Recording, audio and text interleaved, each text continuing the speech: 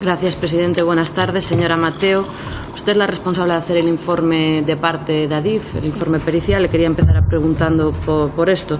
En ese informe, ¿usted avala el cumplimiento de la normativa 352? Perdone, es que no lo entiendo. Si usted en ese informe avala el cumplimiento de la normativa 352. En ese informe se explica que el 352 en aquellos subsistemas de avanzado estado de desarrollo no aplicaba y que en el caso del... ¿Cómo? ¿En qué? ¿Por qué no se aplicaba? Porque lo dice el propio reglamento.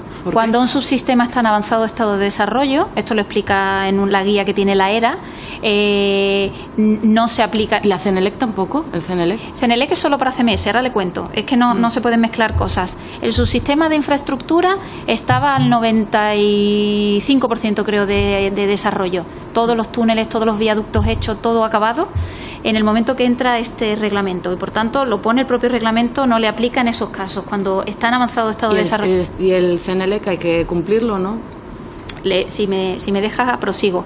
Eso respecto a, en avanzado estado de desarrollo estaba el subsistema infraestructura y energía, pero quedaba el subsistema control, mando y señalización, que como sabe tenía un modificado en curso y por tanto creo que le afecta el 352.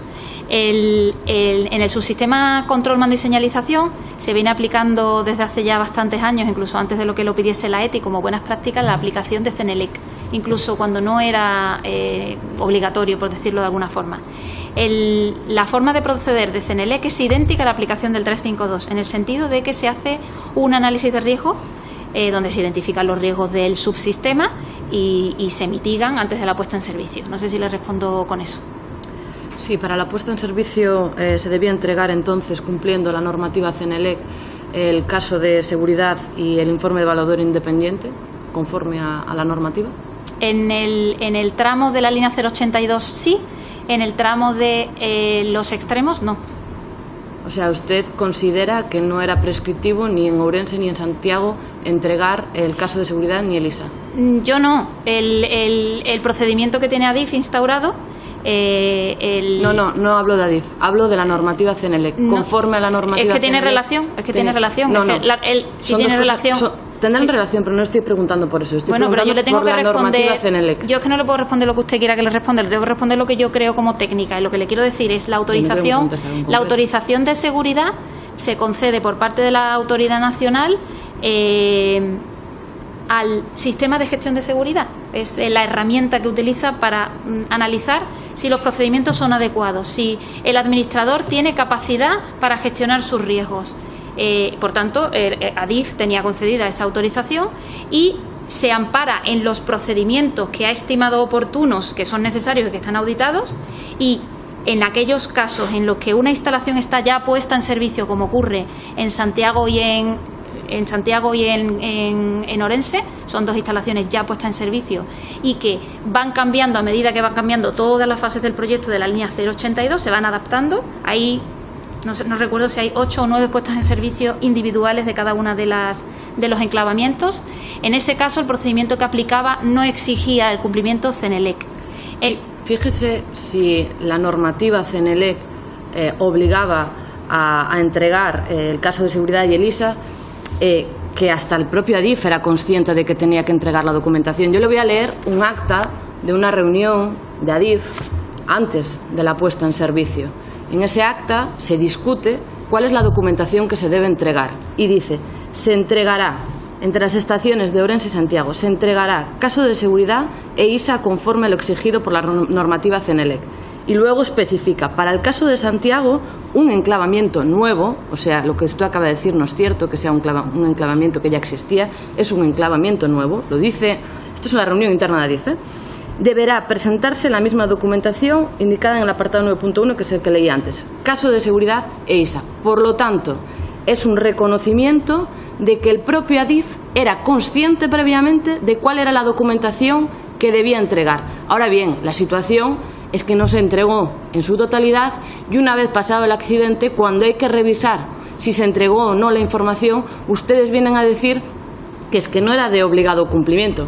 Entonces, ¿por qué ustedes tenían reuniones donde decían que había que entregar toda la documentación? Esa conclusión la creo, si no recuerdo mal, en ese acta la Dirección de Seguridad de la Circulación es la que propone que se entregue ese informe de evaluación independiente, se lo propone a la parte de construcción, precisamente por homogeneidad, no porque lo requiera el procedimiento. Eso es así. Y el procedimiento que está disponible no requiere que haya un informe de evaluación independiente. Pero no obstante, yo hice el ejercicio teórico de analizar qué habría concluido ese evaluador independiente, puesto que el informe que entrega la UTE, la empresa UTE que hace la obra en el tramo central es la misma que hace la obra en los dos extremos, la misma. La UTE, es una UTE grande. El informe que entrega en los extremos, se llama informe de seguridad, tiene el mismo formato que la zona central y lo hace en función a CENELEC. Eso es así. Mira, usted no puede avaliar si cumple la normativa CENELEC por una cuestión muy simple. Usted pertenece a DIF. Precisamente el informe de evaluador independiente es un informe, un mecanismo para que no se evalúe la propia empresa, sino que la evalúe yo no he hecho nada, si yo no estoy haciendo nada. Usted acaba de decir que usted hizo un estudio hipotético de ver. ¿Me está escuchando? No.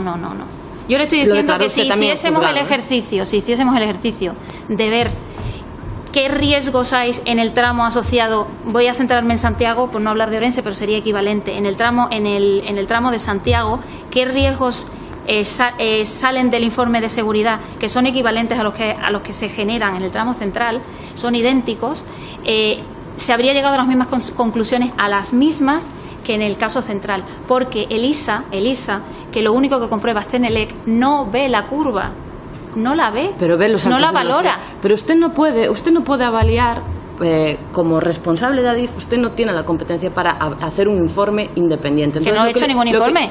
Yo no he hecho ningún informe independiente. Está usted intentando hacer un hipotético de considerar que no era necesario porque no había ningún problema de seguridad.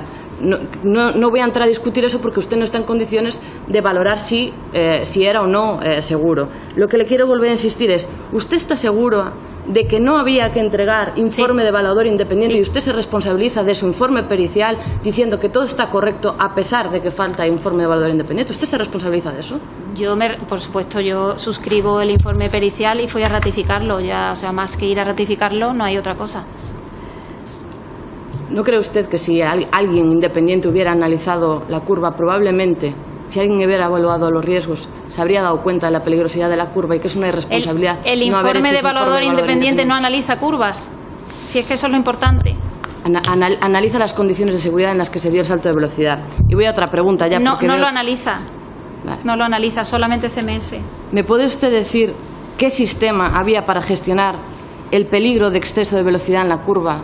¿Qué barreras había, además del error humano, la dependencia del error humano? ¿Qué barreras existían para...? Pues mire, las barreras que existían es el propio diseño de la infraestructura, donde cuando se establece la velocidad y se construye la curva, no se describe una velocidad que sea próxima al descarrilo, ni mucho menos, sino que se da un margen muy amplio, en torno al 100%, para que en caso de despiste es pues ir a 40 km por hora más o menos, no al 100%, pueda absorber la curva, pueda absorber la infraestructura ese despiste.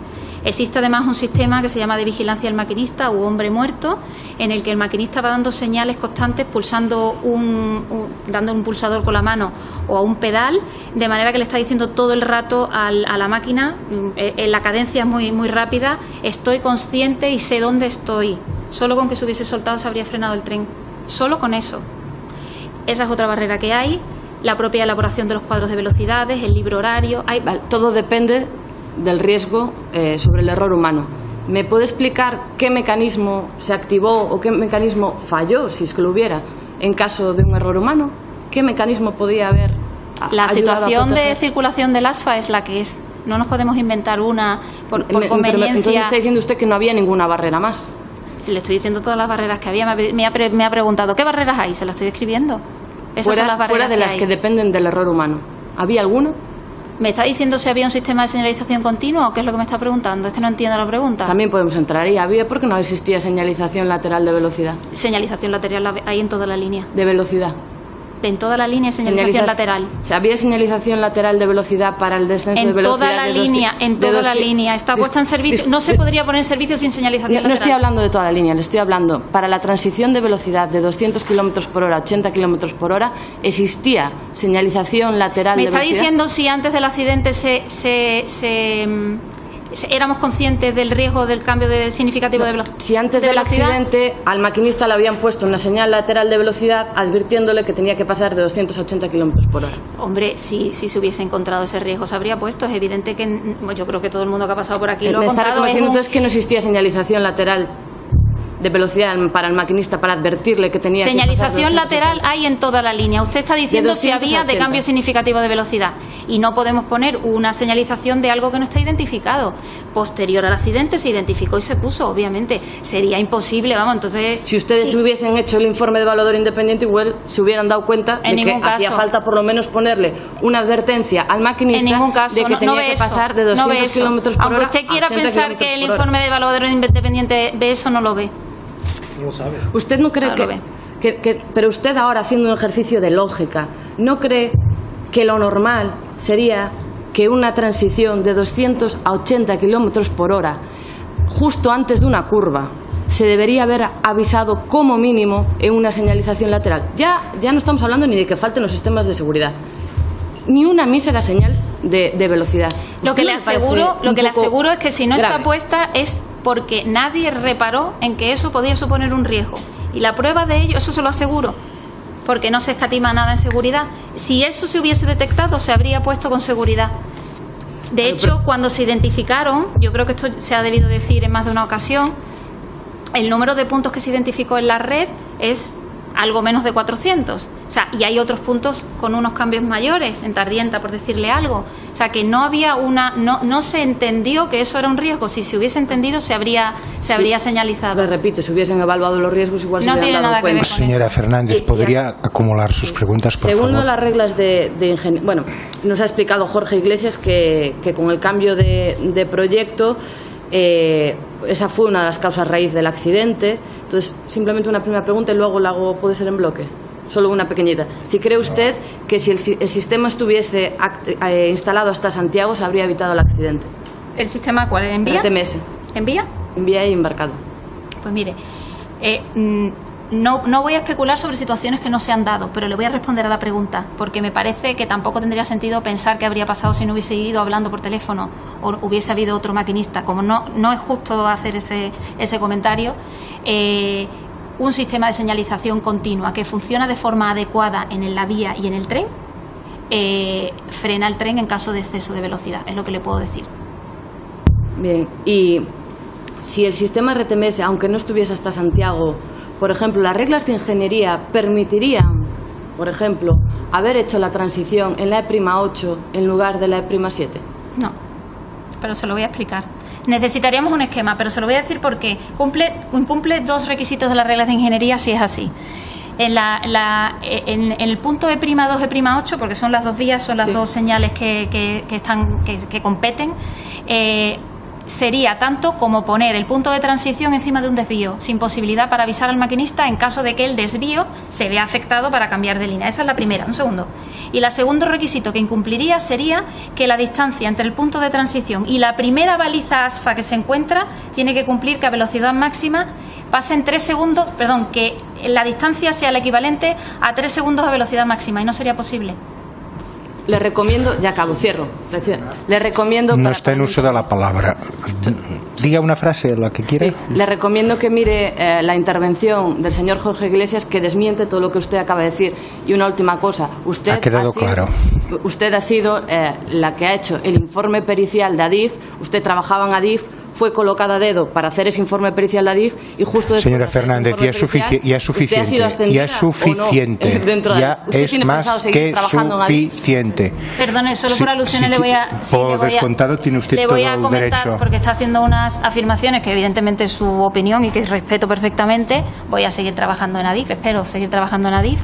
A lo largo de mi carrera he ocupado distintos puestos, unos más altos y otros más bajos, y cuando pierda la confianza supongo que seré movida a otro sitio distinto y lo aceptaré perfectamente, y asumo este puesto con honestidad y con la ilusión de ayudar a mejorar la seguridad.